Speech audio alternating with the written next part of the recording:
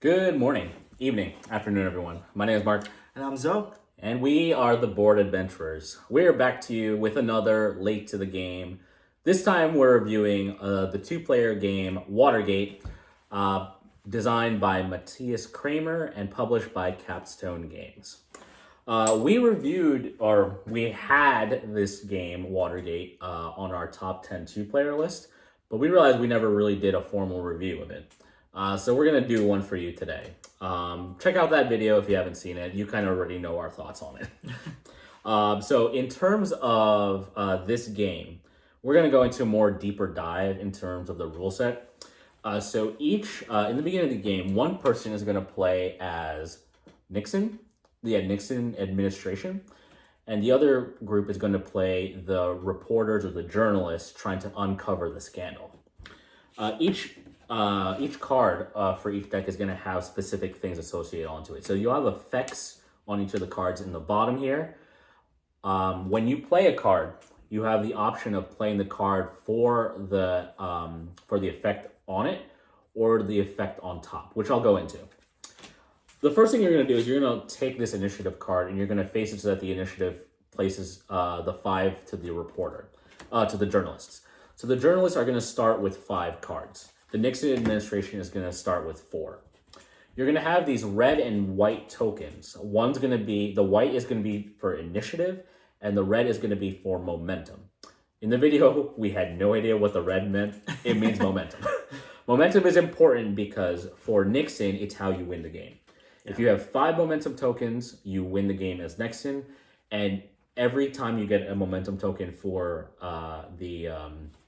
the journalist, you get an ability, or you get closer to an ability. How do you play this game in a sense? So starting with the person that has initiative, so in the beginning of the game, it'll be the journalist, they'll play a card.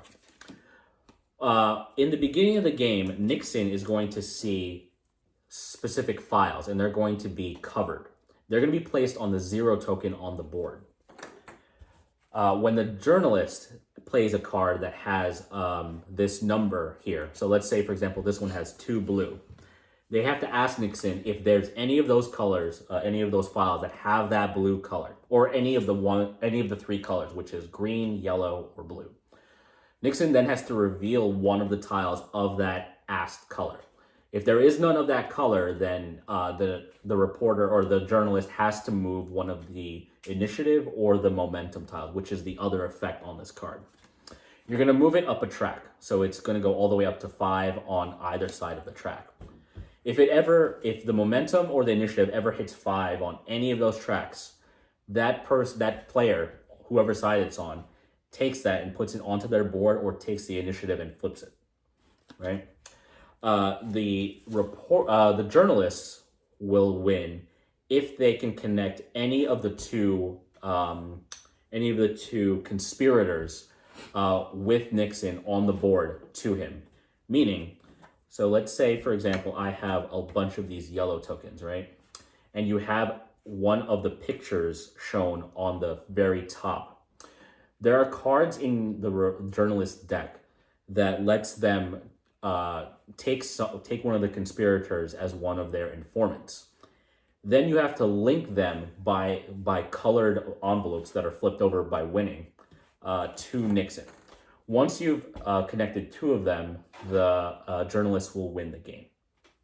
Nixon is just trying to get the momentum to 5 and trying to block as many files by winning these black ones. These black ones will go onto the board as blockades almost. So it's kind of like you're trying to divert the journalist path and make them go as far along as possible.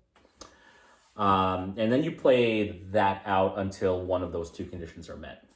That was kind of like a very scattered kind of description, but there's a lot that goes into this game for just a 2-player game. Mm-hmm. What do you think? So Watergate, for me personally, is the best 2-player game that you can play. It is my favorite 2-player game of all time. It really hits a lot of the marks for me. I think any game, outside of just 2-player games, any game that can have a unique theme and have all of the mechanics thematically matches the theme in a really good way really works for me. That's a game that really sings for me, and I think Watergate really accomplishes that. Um, just in terms of just like how the game ends, it's kind of cool. It's a very asymmetric game, but who's playing the Nixon is trying to accomplish something very different from what the reporters are trying to accomplish.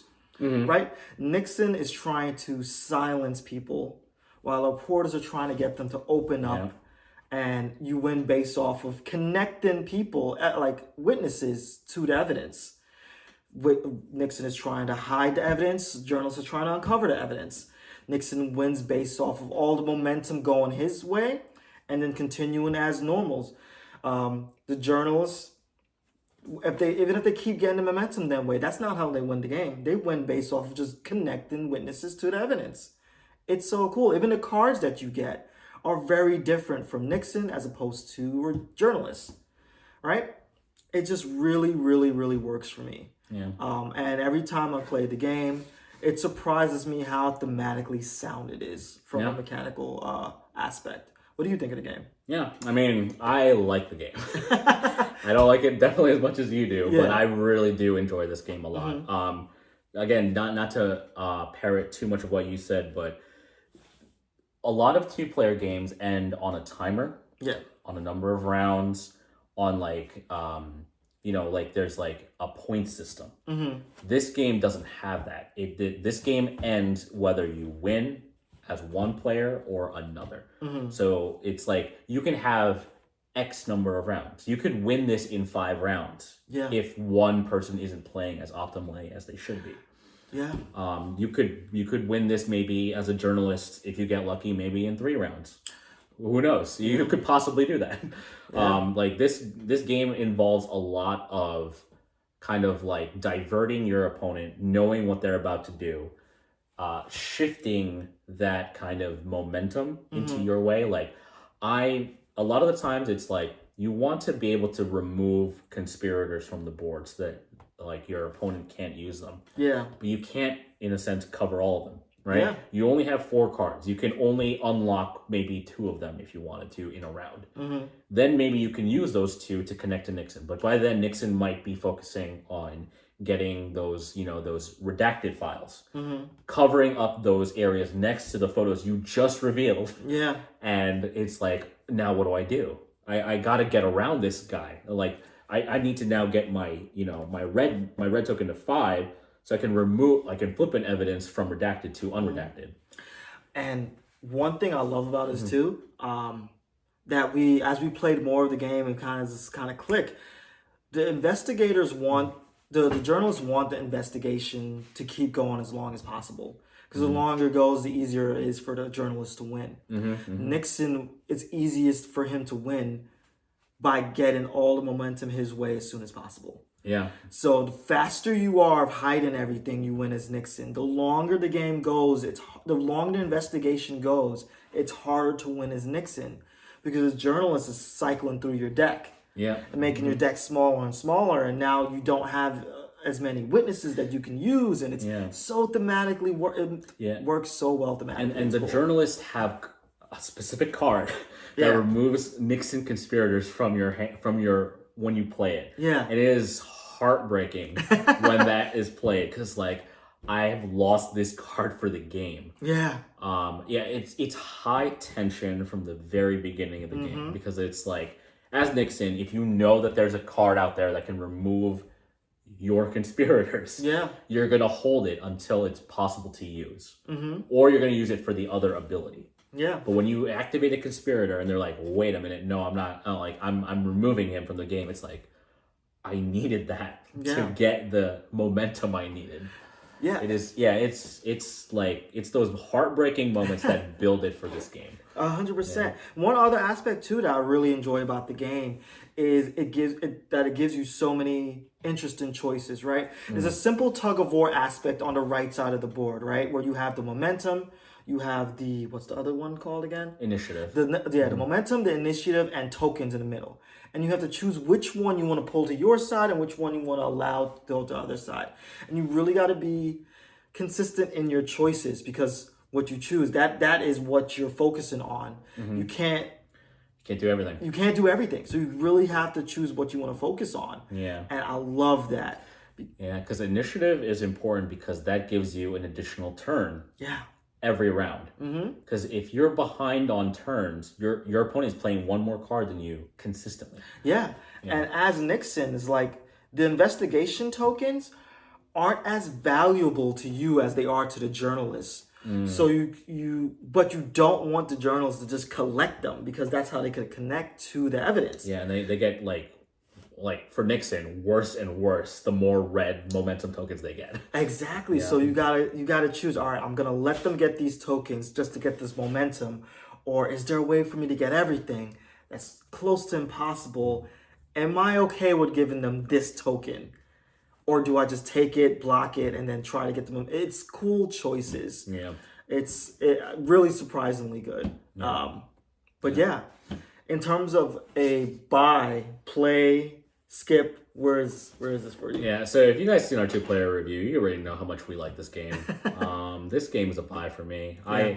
I think in terms of a 2-player game, this hits all those tension moments you'll get. This hits a lot of strategy and tactics that you'll have.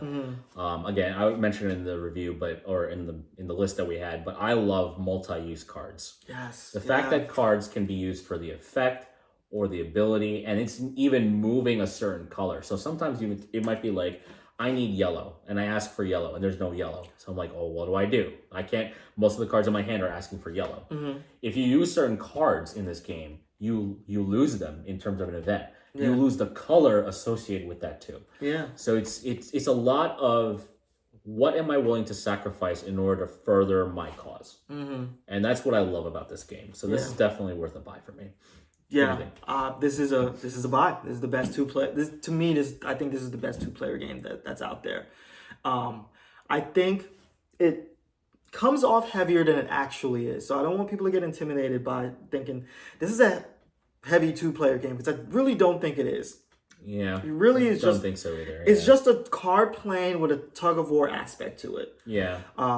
And you mentioned the multi-use cards, and I really, really, really enjoy those multi-use cards because it makes a small deck of cards feel way bigger than it actually is. Yeah. And that's really, really cool because it gives you the opportunity to really learn what your deck is. So the more times you play it, you anticipate cards coming out. You use a card and go, okay, I can't do something like this for a while. I can plan around that. It's really cool with the multi-use card and have it being small. But yeah, just if you want a game that's really, really thematic and a very unique theme that no other game is really going to have, and the mechanic really matches it, this is the game. The path building, too, is something you don't normally see in like 2-player games either. It's like you're building it based on the color, and you're trying to connect them to specific points.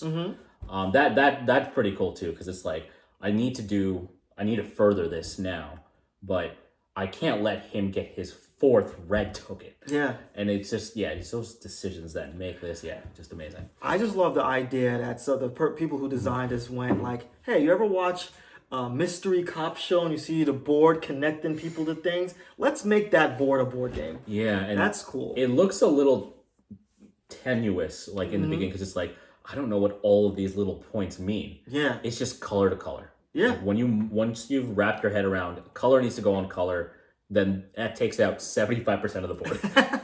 The rest of the board is just, do I want my opponent to get higher on one track or not? Yeah, it's real. At the heart of heart, it's really just a card playing tug of war game.